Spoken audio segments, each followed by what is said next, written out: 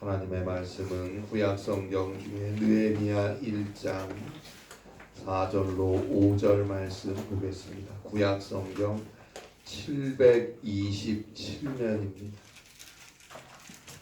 구약 성경 727페이지입니다. 느헤미야 1장 4절로 5절입니다.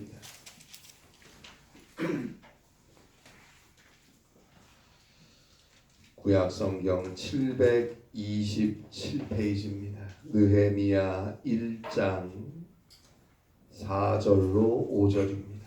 구약 성경 727페이지 느헤미야 1장 4절로 5절입니다.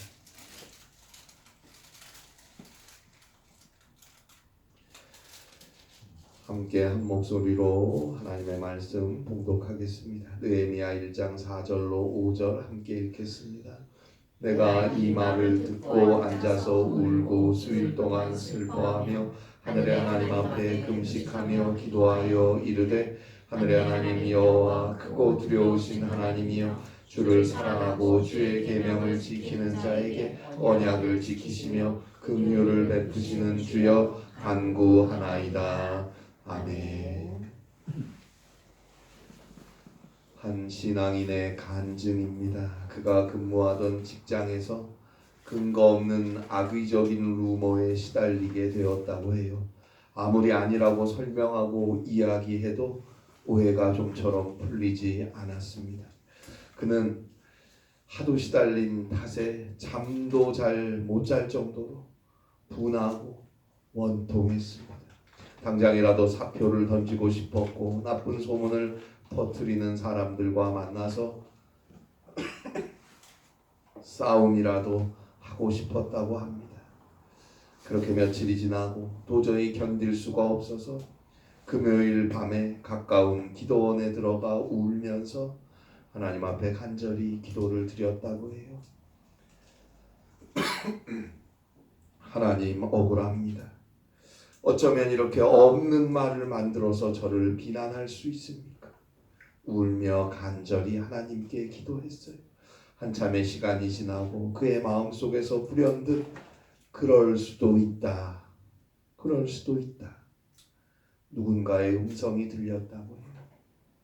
더 열심히 울면서 계속 기도하는데 계속 그 음성이 들렸다고 합니다. 그 음성은 성령님의 음성이었던 거예요. 이 음성을 듣고 그는 이내 차분해졌어요.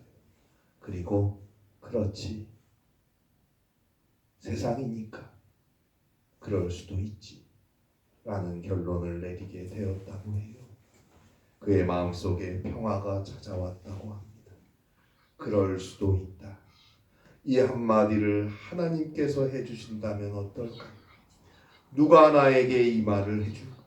누가 이 한마디를 나에게 해주면 내가 위로를 얻고 힘을 얻겠습니까? 나의 마음속에 성령께서 말씀해 주실 때 우리는 용기를 얻고 힘을 낼 수 있는 것입니다. 성령이 들려주시는 음성을 들어야 합니다. 그가 어려움도 고난도 이기고 믿음으로 삶을 살아갈 수 있는 것입니다. 내 힘으로 내 능력으로 어떻게 하든 해결해 보려 하지만 안 돼요. 힘에 부쳐요. 내 마음을 알아주는 이도 없어요. 그러나 하나님 앞에 무릎 꿇고 주님 앞에 회개하며 진실하게 나의 문제를 진실하게 쏟아낼 때 우리의 기도를 들으신 하나님께서 성령을 통해 주시는 한마디, 그럴 수도 있다. 괜찮다.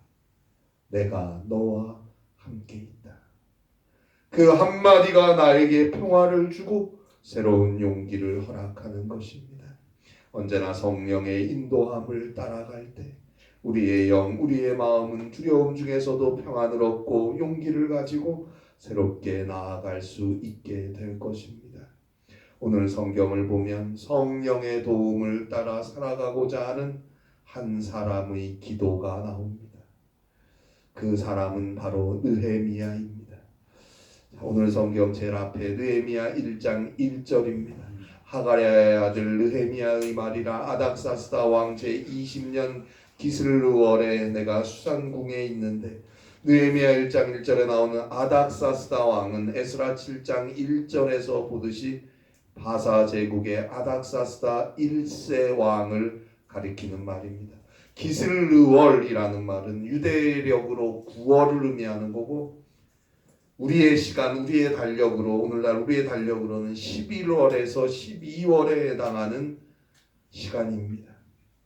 그리고 바사 제국의 왕들은 계절을 따라서 자신들이 통치하는 나라와 지역을 순회하며 거기서 다스렸어요.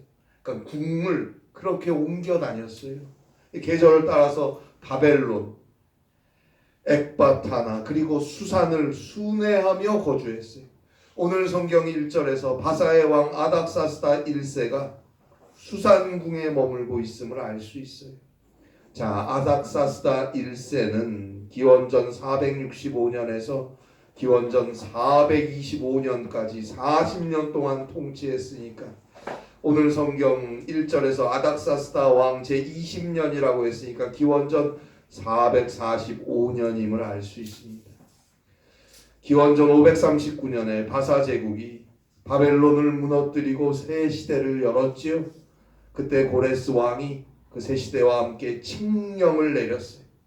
포로들을 귀환하라는 칙령을 내려서 바벨론 포로로 잡혀갔던 유다 백성들은 예루살렘으로 돌아갈 수 있게 되었습니다. 그리고 황폐하고 무너졌던 예루살렘 성전의 재건을 꿈꾸고 시작하게 되었습니다.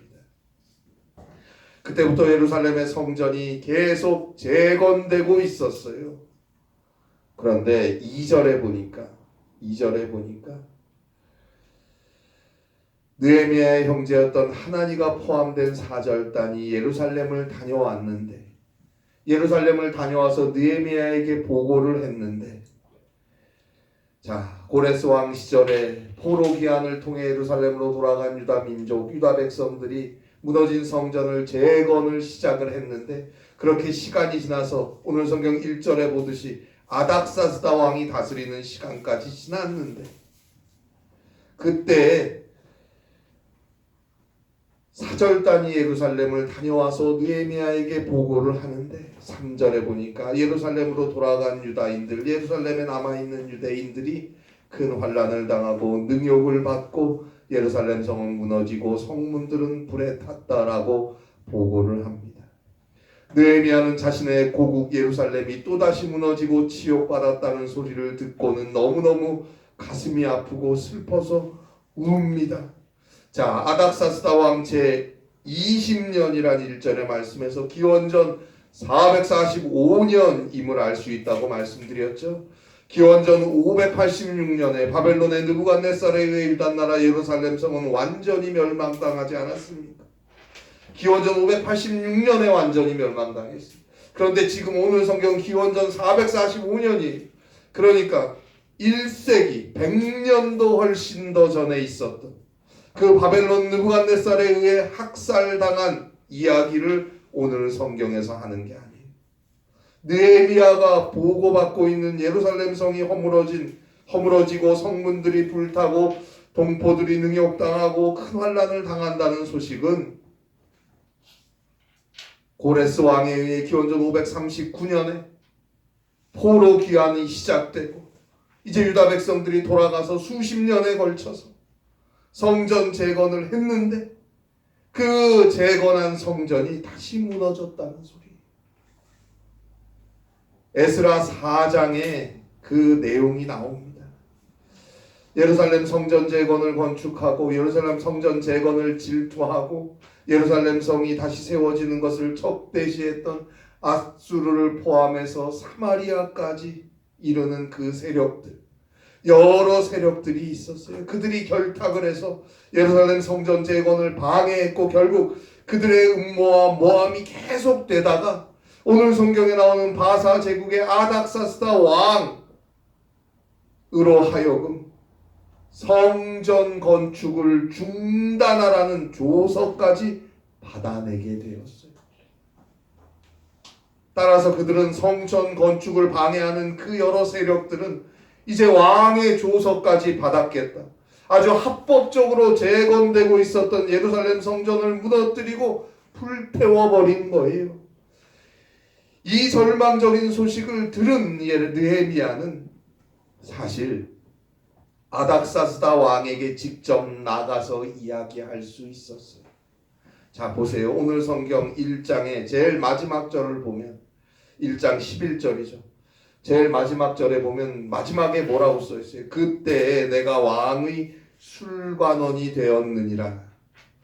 고대 시대의 술 맡은 관원이 얼마나 왕과 가까이 있는 높은 관직임을 우리는 이미 창세기 40장에서 감옥에서 요셉이 애굽의 술 맡은 관원장의 꿈을 해몽해주는 이야기를 통해서 우리는 이미 잘 알고 있습니다. 따라서 오늘 성경 1절에서 느헤미야가, 오늘 성경 11절에서 느헤미야가 술관원이라는 이야기는 바사제국의 아닥사스다 왕을 가장 가까이에서 모시는 신하라는 의미예요. 오늘 성경 느헤미야 1장 1절에 보듯이 그는 느헤미야는 이미 벌써 왕과 함께 수산궁에 있었어요. 또한 고대 시대의 술 맡은 관리는 왕 다음과는 권력을 가진 인물이라고 생각할 수도 있습니다. 물론 이 술 맡은 관원보다 높은 직급의 관리들은 있었겠죠. 그러나 왕과 가장 가까이 있는 자였습니다. 소위 오늘날로 말하면 문고리 권력이라고 그러잖아요. 문고리 권력 중에서도 가장 가까이서 왕을 모신 사람이니까. 그러면 얼마든지 왕에게 나아가서 왕을 설득할 수 있을 것 같아요. 저 여러 민족들이 예루살렘 성의 재건을 시기하여 왕에게 모함을 하고 계략을 꾸민 것이고 왕께서 거기에 속아서 성전 건축을 중단하라는 조서를 반포하신 것이니 지금이라도 성전 건축을 금지하는 조서를 거두어 주시고 다시 성전을 지을 수 있게 해달라고, 그리고 저 성전 건축을 방해한 이들을 벌해달라고 간청할 수 있습니다. 그런데 느헤미야는 자신이 직접 왕에게 나아가서 말할 수도 있고, 아니면 당시 왕 다음과는 권력을 가진 자였으니까 어쩌면 직접 문제를 해결하려고 하면 할 수도 있었을 것 같은데 그는 그렇게 하지 않았습니다. 인간적인 방법을 찾고 시도하기 전에 느헤미야는 가장 먼저 하나님 앞에 무릎 꿇고 기도했습니다. 여러분, 이 느헤미야의 삶의 자세에 주목해야 합니다. 하나님의 사람은, 그리스도인은 가장 먼저 기도해야 합니다. 할 수 없을 때만 기도하는 게 아니에요. 할 수 있어도 먼저 기도해야 합니다. 어쩔 수 없을 때만 기도하는 게 아니에요. 충분한 방법이 있어도 하나님 앞에 먼저 기도해야 합니다. 마태복음 6장 33절입니다. 너희는 먼저 그의 나라와 그의 의를 구하라. 먼저, 우선순위를 말하는 거예요. 순서상 먼저라는 뜻이에요. 헬라어로 플로토, 영어로 first입니다. 하나님 앞에 나와서 하나님 앞에 엎드려 기도하는 것, 그것이 모든 일의 가장 우선순위가 되어야 한다는 말입니다. 20세기 미국 뉴욕 갈보리 침례교회에서 목회를 하셨고 또 콜롬비아 대학에서 학생들을 가르치기도 하셨던 스티븐 올포드 목사님이 쓴 성령의 기름 부음과 기도라는 책에 보면 우리가 우리의 설교에서 권위를 모르는 이유는 우리가 기름 부음을 모르기 때문이다. 또한 우리가 기름 부음을 모르는 이유는 우리가 지속적으로 기도하지 않기 때문이다 라고 말하고 있습니다. 자, 설교자가 설교를 하면서 또는 우리가 하나님 앞에 예배하고 하나님의 말씀을 듣고 설교를 들으면서 하나님의 권위와 하나님의 능력을 느끼지 못하는 이유는 우리가 기름 부음을 모르기 때문이다 라는 말이에요. 우리가 기름 부음을 모르기 때문이다. 그것은 우리가 성령을 모르기 때문이다 라는 말입니다. 그럼 왜 우리가 성령을 모를까요? 그것은 우리가 지속적으로 기도하지 않기 때문이다 라는 의미입니다. 우리가 지속적으로 기도하지 않기 때문에.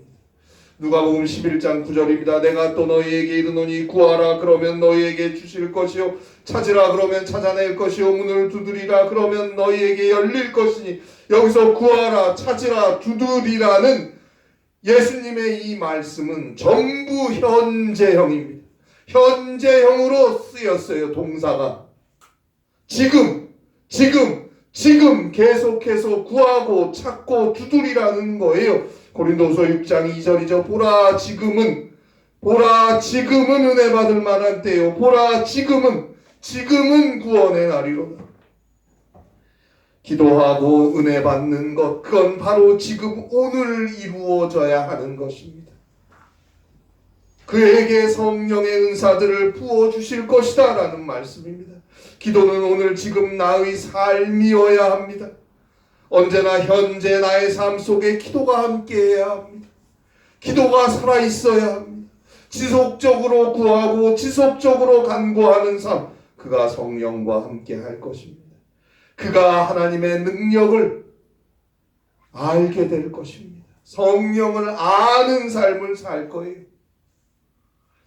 오늘 성경에서 느헤미야는 항상 지속적으로 모든 일에 먼저 기도하는 사람이었고, 그래서 그는 언제나 기름 부음을 아는 자로 살고 있었어요. 성령의 사람이었단 말입니다. 그래서 그는 자신의 고국 동포들이 능욕당하고 환난당하고 재건되던 예루살렘 성전이 또다시 무너지고 불에 탄다는 소식을 듣고는 견딜 수가 없었어요. 너무너무 아팠어요. 하나님의 백성들이 고통을 당하고 하나님의 성전이 무너진다는 소식을 듣고 그는 너무너무 슬펐어요. 성령의 사람이라는 증거 아닙니까? 주의 성도들이, 주의 교회가 시험을 당하고 어려움을 당하고 그러한 일들을 듣고 보면서 어떻게 그리스도인인 우리가 가슴을 치며 통곡하지 않을 수 있단 말입니까? 나만 괜찮으면 괜찮은 거예요? 나만 잘 살면 되는 겁니까? 성령을 받은 자는 절대 그럴 수가 없어요. 그 마음에 그럴 수가 없어요. 주님이 위하여 죽으신 저 형제, 주님이 위하여 죽기까지 사랑하신 저 자매, 주님이 피 흘려 세워주신 주의 교회가 어려움을 겪는 걸 보면 참을 수가 없어야 합니다. 견딜 수가 없어야 해요. 오늘 우리의 모습은 어떻습니까? 자, 느헤미야는 너무너무 가슴이 아팠어요. 오늘 성경 느헤미야 1장 4절이죠. 내가 이 말을 듣고 앉아서 울고 수일 동안 슬퍼하며 하늘의 하나님 앞에 금식하며 기도하여, 충분히 왕에게 직접 나아가서 왕을 설득할 수 있는 사람이었어요. 아니면 자기의 힘으로도 할 수 있는 일이 있었을 텐데 느헤미야는 먼저 하나님께 기도했습니다. 먼저 하나님께 기도했어. 수일 동안 슬퍼하며 하나님께 기도했다. 이제 느헤미야의 기도의 내용들이 느헤미야 1장 5절로 11절까지 쭉 나오는데요. 느헤미야의 기도는 전적으로 하나님께 맡기는 기도입니다. 전적으로 하나님께 맡기는 기도. 내가 할 수 있다고 해서, 내가 한다고 해서 되는 게 아니에요. 하나님이 하셔야 되는 거예요. 결국 방법도 결론도 다 하나님께 맡기는 것입니다. 하나님을 의지하는 거예요. 그래서 그는 먼저 회개합니다.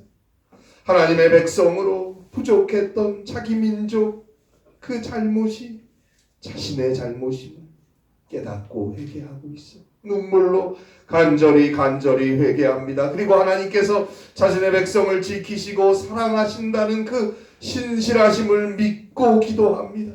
하나님의 전적인 자비를 의지하여 기도하고 있습니다.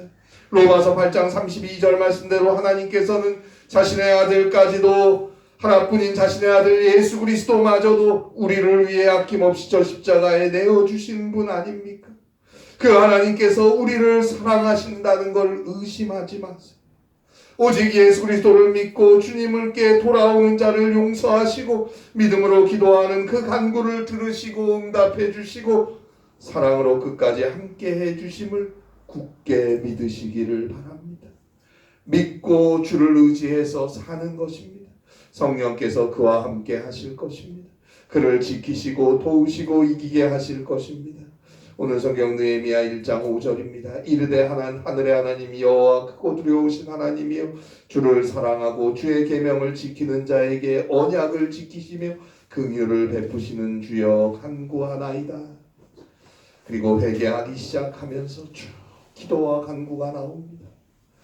하나님은 하나님을 사랑하고 하나님의 말씀을 지키며 믿음으로 삶을 사는 자들에게 내가 너를 도와주고 내가 너를 지켜주고 내가 너를 치료하고 살려주고 풍성하게 하고 세워주겠다고 하신 그 약속들을 반드시 지키시는 하나님입니다. 언제나 믿음으로 주님 앞에 엎드리고 주를 사랑하여 주의 뜻을 따라 가고자 하는 이들을 용서하시고 품어주시는 하나님입니다. 오늘 성경 느헤미야 1장 5절의 말씀 속에는 하나님께서 나를 먼저 사랑하셨다는 신앙의 대원칙이 포함되어 있습니다. 따라서 하나님을, 예수님을 믿는 우리는 나를 먼저 사랑하신 하나님을 사랑하는 것입니다.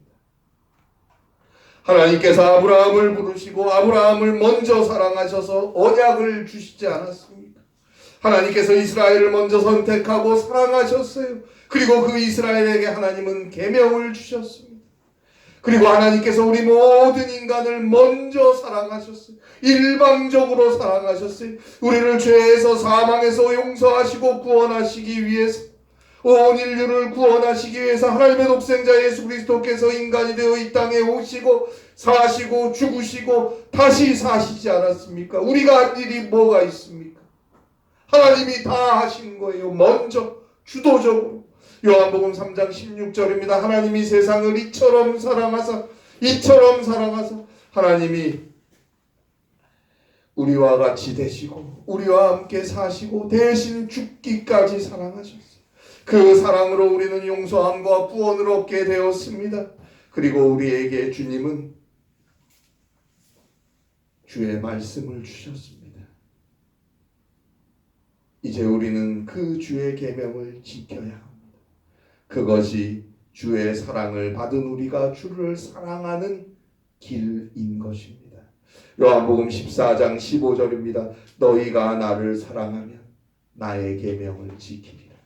너희가 나를 사랑하면 나의 계명을 지키리라. 우리의 믿음은 어디까지 와 있습니까? 성령께서 순간순간 나의 마음을 주관하고 계십니까? 다른 표현으로 말씀드리면 여러분은 얼마나 지속적으로 기도하고 계십니까? 주님을 사랑하십니까? 다른 표현으로 말씀드리면 얼마나 주의 말씀을 따라 삶을 살아가고 계십니까? 제가 아까 소개해드린 스티븐 올포드 목사님께 그가 가르치던 콜롬비아 신학교 학생들이 이런 질문을 드렸다고 하죠. 교수님, 저희들에게 크리스천 리더십의 비결이 무엇인지 좀 말씀해 주세요. 올포드 목사님은 이렇게 대답했다고 합니다. 비결이요?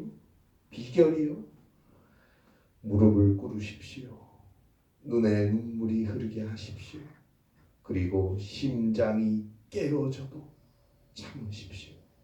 무릎을 꿇으십시오. 눈에 눈물이 흐르게 하십시오. 심장이 깨어져도 참으십시오.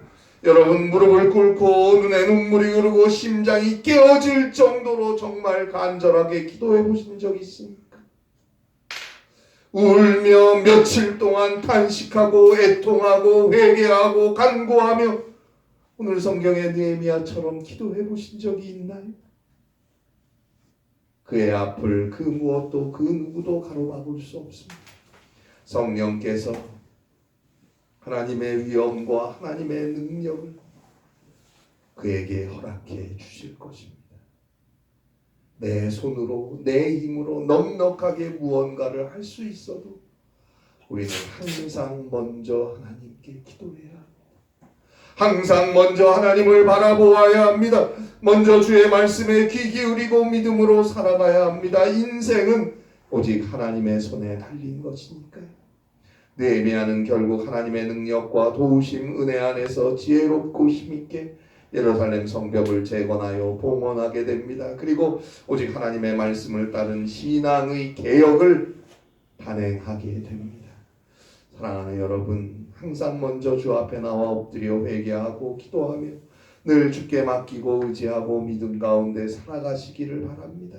성령께서 그의 삶을 지속 가능한 평안과 지속 가능한 능력이 넘치는 삶으로 인도해 가실 것입니다. 그 은혜 안에서 저 하나님의 나라까지 가는 것입니다. 이 은혜 안에 살아가실 수 있기를 바랍니다. 기도하시겠습니다. 하나님 아버지, 주님 앞에 나왔습니다. 예배합니다. 기도합니다. 우리의 기도와 예배 주님께서 받아주시고 우리의 삶 속에 날마다 기도가 우선이요 먼저요 살아있어서 성령께서 늘 함께 하시는 능력 있는 주의 딸 주의 아들의 삶을 살게 하여 주시옵소서. 언제나 애통하며 주님의 뜻을 사랑하며 주 앞에 회개하며 주 앞에 간구하며 주님이 인도하시는 승리의 길을 갈 수 있는 성령의 능력으로 인도함을 받을 수 있는 사랑하는 우리 모든 성도들과 주의 교회가 되게 하여 주시옵소서. 예수님의 이름으로 기도합니다. 아멘.